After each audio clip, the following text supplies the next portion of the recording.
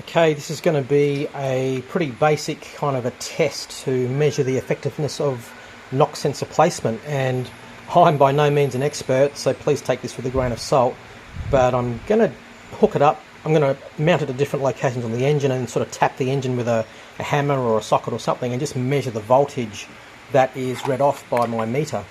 The first place I'm going to mount the sensor is a common place, which is this post, which is where the throttle bell crank plate mounts.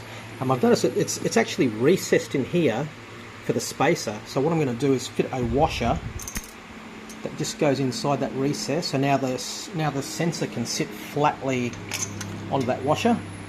I'm then going to mount my own spacer, which I've put somewhere. It's a bit shorter, like that. And then I'm going to screw a nut down on top.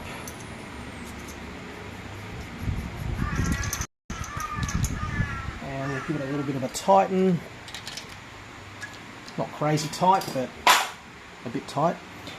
And I'm going to plug in my meter.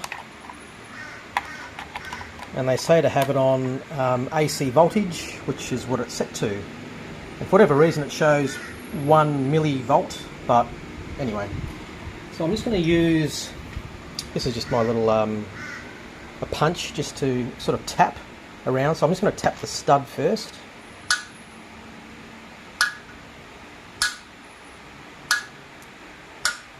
So even though I think I'm tapping the stud exactly the same time each time, it gives me quite different readings. If I tap the sensor, okay, so now I'm going to start tapping the case. Now I don't know what knock is meant to really sound like. I'm sort of just doing a general test here. So I've always tapped the side of the case here.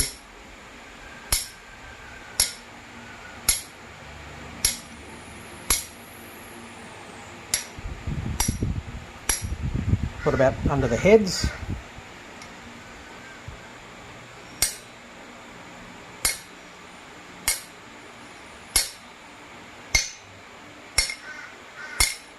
Or tap the cylinder even. Oh, that was a tin.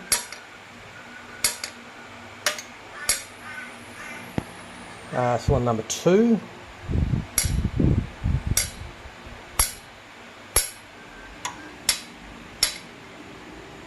Oh, that's the tin.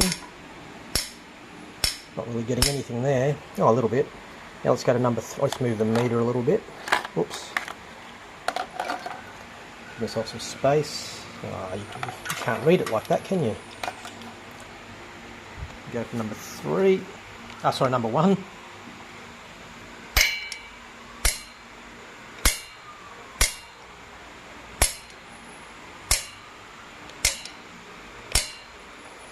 The cylinder. We'll now go over to the other side of the engine. We'll go to cylinder number 4.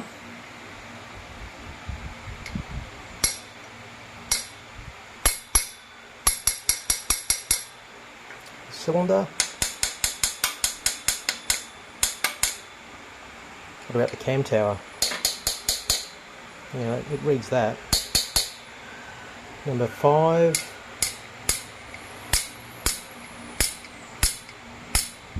Number 6. So I guess that sort of, I mean, the general consensus is that the closer the cylinders are, the better it seems to pick up.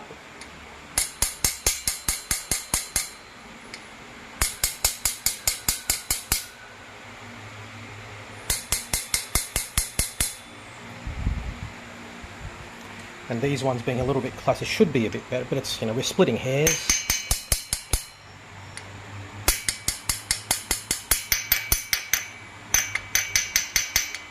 Oh, if you hit it with the side as opposed to the tip.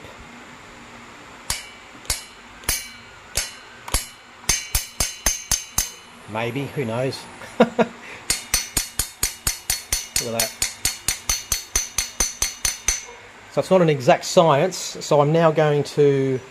My question was whether I could mount this on the top of the throttle plate and would it make much of a difference, so let's do that next. So I've mounted the throttle plate, the bell crank with the normal aluminium spacer. And for whatever reason, mine has these two M8 threaded holes. I actually don't know what these are for, but that's where I'm going to bolt this sensor to and torque it down. So just one sec. Okay, I started getting a bit paranoid about dropping things in the intake port, so I put some plugs in there. Okay, so I've mounted it to the top using an M8 bolt, and I'll start tapping away. So again, we'll tap the top of the bolt, just so you can see me.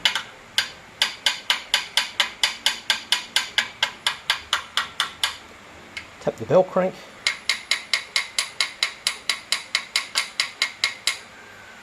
Tap the side of the case, probably nothing here. Picks up something. Post. Yeah. What about the bottom of the heads?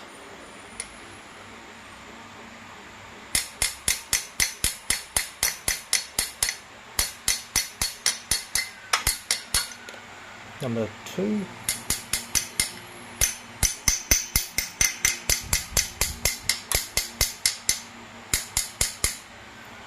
Number 3.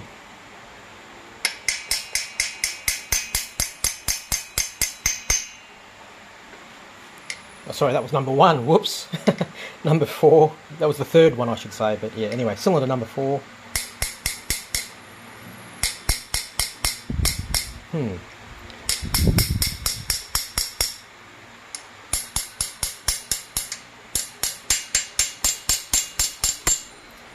Definitely seems to be slightly less effective. I mean, this isn't a very scientific or accurate test, but I would say that is definitely less responsive than having it mounted to the bottom here on the case.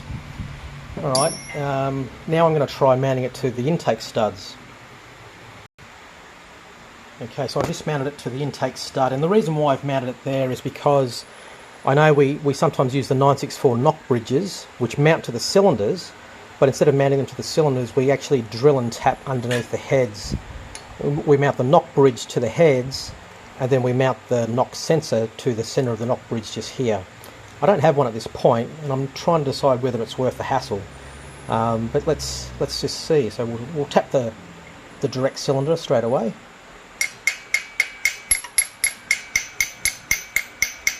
So as you can imagine, that's responding fairly well. Let's go to cylinder number 1, so we're one cylinder away from it.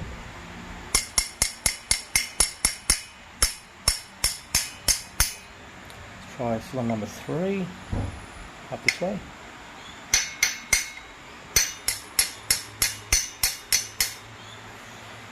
What if I tap the post here? I'm wondering if it...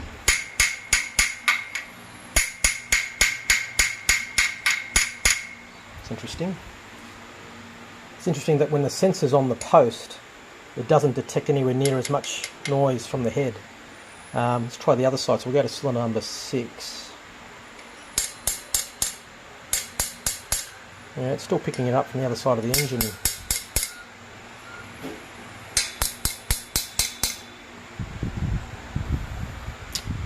So, look, I'm not 100% certain, but I would say that mounting it to the heads is more responsive. The only thing I haven't done, and I'm not sure if I should, is remove one of these studs and replace it with a much longer stud so that we can mount the knock sensor directly to the case itself. But I would think that would be very similar to mounting it at the base of this post, because it's on the case. But yeah, if anyone could let me know what you think, and maybe I've just wasted my time here, but let me know.